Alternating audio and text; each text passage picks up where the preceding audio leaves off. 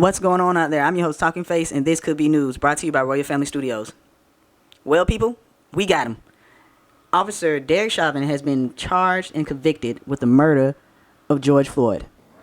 We, the jury, in the above entitled matter as to count 1, unintentional second-degree murder while committing a felony, find the defendant guilty.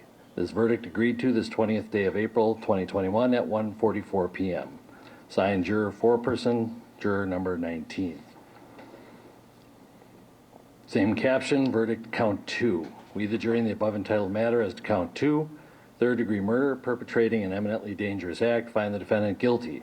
This verdict agreed to this 20th day of April, 2021 at 1:45 p.m. Signed by jury foreperson, juror number 19. Same caption, verdict count 3. We, the jury, in the above entitled matter as to count 3, second-degree manslaughter, culpable negligence, creating an unreasonable risk, find the defendant guilty. This verdict agreed to this 20th day of April, 2021 at 1:45 p.m. And we know that this was a fair trial and was not biased at all. Even though before the trial began, 8 jurors already said that they thought he was guilty. And even though during the trial, Dante Wright, another black individual, was murdered by a white officer, and the judge pretty much did not sequester the jurors, and they were able to be privy to that information. And also, before the verdict was read, it wasn't out of the ordinary that a congresswoman and also the sitting president said something about the trial and what the verdict outcome should sound like or should be. And if you see anybody from that cabinet in a restaurant, in a department store, at a gasoline station, you get out and you create a crowd. And you push back on them, and you tell them they're not welcome anymore, anywhere. Oh, my bad. That was the wrong clip. That was when she was trying to stir up trouble for anyone who supports Donald Trump. Not manslaughter. No. This is guilty for murder. I don't know whether it's in the first degree, but as far as I'm concerned, it's first degree murder. Congresswoman, what happens if we do not get what you just told? What should the people do? What should protesters on the street do? I didn't hear you. What happens? What should protesters do? Well, we got to stay on the street, and we've got to get more active. We've got to get more confrontational. We've got to make sure that they know that we mean business. I'm praying the verdict is the right verdict, which is, I think it's overwhelming in my view. I wouldn't say that unless the jury was sequestered now, not hear me say that. But so we just talked to them. I want to know how they were doing, just personally. We talked about personal. Yeah, it seems that everything was on the up and up and everything was fair. It's not like any juror would be scared of a riot or anything, or Black Lives Matter protesters / rioters destroying their property or harming them, because that has never happened.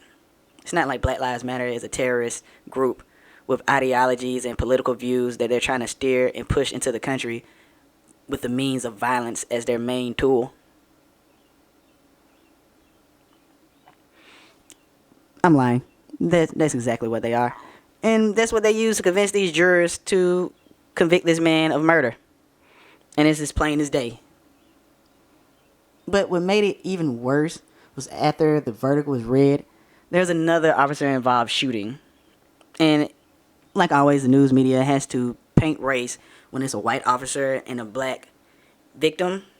And in this case, it is coming out of Columbus, Ohio, with this young lady who was shot and killed by police officers during an altercation that she was having with other girls. Immediately, the news media runs with it. White officer kills, murders 15, 16-year-old honor student. But through all that, they didn't say the whole story.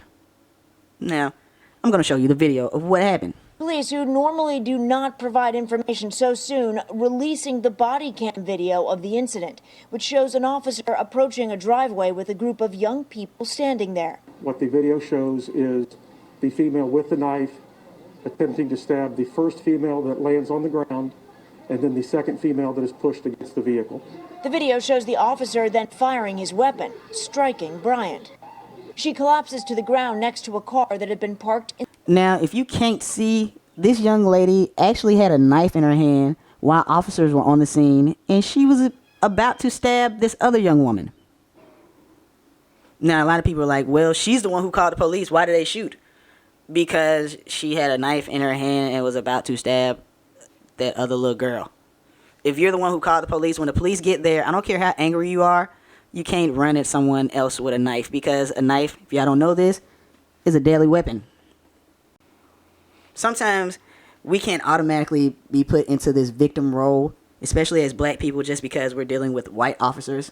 We shouldn't automatically assume that if it's a black person and a white officer, that that black person has to be the victim and that white officer has to be the aggressor or the perpetrator of some type of crime. People even cheered on Jacob Blake. And he was actually, I think he's thinking about suing Kenosha, Wisconsin. But if you don't remember, Jacob Blake was the man who was shot several times by officers when he was getting to his car, and after evidence came out, he was going for a knife. And everyone felt that Jacob Blake was a victim, not even paying attention to the full story where Jacob Blake actually raped his baby mother, and his baby mom was actually getting in the car with the kids. And he pulled up to the house. She called the police, and the police arrived in record time. Nobody applauds the police arriving in record time, but the police arrived in record time, wrestled with him, and then after everything that happened and transpired, they shot him. But people think that Jacob Blake is the victim. Honestly, people, just because the news media puts a narrative of race on it, it does not mean, or it should not mean, that you completely lose all type of logic and just use your emotions.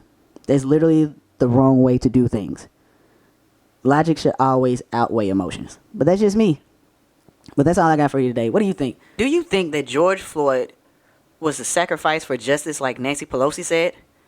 I hope not, because that's freaking stupid. What we saw.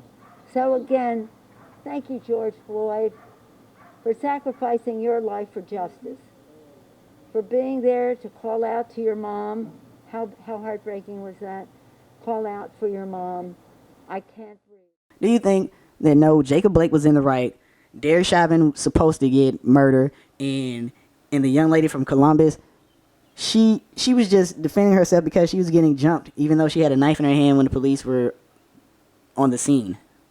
I mean, how do y'all even look at the full videos, or do y'all just look at the news clips, whatever the news show you? Do your own research. Don't take my word for it. Don't take the news media word for it. Don't take the newspaper for it. Believe what you read, and make sure you read and watch videos in its full context. Y'all stay safe, stay prayed up. I'm your host, Talking Face with Royal Family Studios. Remember, do the YouTube thing, like the video, subscribe to the page, hit the bell for notification, and drop a couple comments below so we can get these videos more views and have a little exchange in the comment section. Peace.